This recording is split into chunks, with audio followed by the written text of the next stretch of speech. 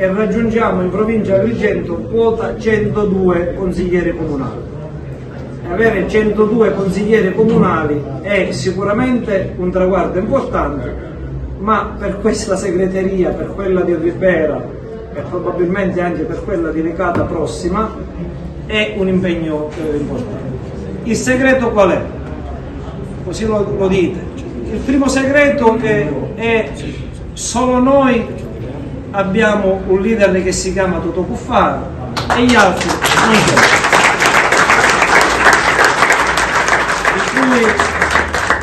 Io personalmente, ma tutti i miei amici, siamo orgogliosi, fedeli e devoti amici del presidente Cuffaro. Mi viene facilissimo, perché qui potrò esprimerli nel miglior modo possibile, potendo anche esprimere i miei principi e valori cattolici pienamente. Io credo tantissimo nelle tematiche delle politiche sociali e della famiglia, e lo sanno tutti che sono i miei temi fondamentali che rappresentano i pilastri della mia formazione culturale, sociale e politica. E la Democrazia Cristiana intende porre l'accento su questi temi, e quindi chi meglio di questa casa può accogliermi e accogliermi con l'affetto che voi mi avete dimostrato sin dall'inizio. E il grazie particolare lo devo rivolgere assolutamente al presidente Cuffaro, perché a lui va il merito di aver acceso in me la speranza di poter, tu lo dici spesso nei tuoi interventi, la speranza di abbracciare un sogno. C'è un sogno che tutti gli agrigentini hanno ed è quello dell'aeroporto. Ma io faccio il mio quotidiano impegno in politica parlando di sogni, quindi immaginate se non coltivo questo sogno, lo coltivo da tanto, sin da quando da Presidente Regione avevo all'allora insieme Presidente della Provincia messo in piedi la società che si sarebbe dovuto occupare dell'aeroporto e se n'era occupata, avevamo già cominciato a lavorare.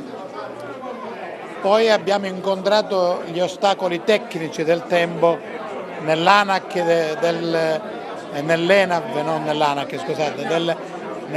e dell'ENAV del tempo che crearono una serie di ostacoli difficilmente sormontabili. Sognare è la cosa più importante perché i sogni aiutano a camminare, aiutano a darti la possibilità di fare passi avanti, però dobbiamo avere la consapevolezza che sarà una battaglia complicata, difficile, che ha bisogno di essere tenuta insieme non soltanto dalla nostra voglia di avere l'aeroporto, della nostra speranza di realizzarlo, ma anche dai numeri che tengano in piedi un progetto economicamente sostenibile. Quindi lavoriamo sotto questo punto di vista, coltivando i sogni, ma lavoriamo perché i sogni si possano realizzare serenamente senza fare grandi fughe che poi potrebbero illudere le persone. Ma la Democrazia Cristiana cresce ogni giorno di più. Ormai negli ultimi 6 mesi il mio tempo è dedicato ad accogliere le persone che chiedono di far parte della famiglia della Democrazia Cristiana. Oggi è un esempio, ma ce n'è quotidianamente. Io vengo da Messina dove ci sono consiglieri comunali che hanno aderito ieri, domani aderiscono altri a Siracusa. C'è una grande voglia di tornare a stare in un partito dove innanzitutto c'è una storia, un'idea, una cultura, un'ispirazione che è quella cristiana e soprattutto un ideale che è quello legato ai principi della dottrina sociale della Chiesa.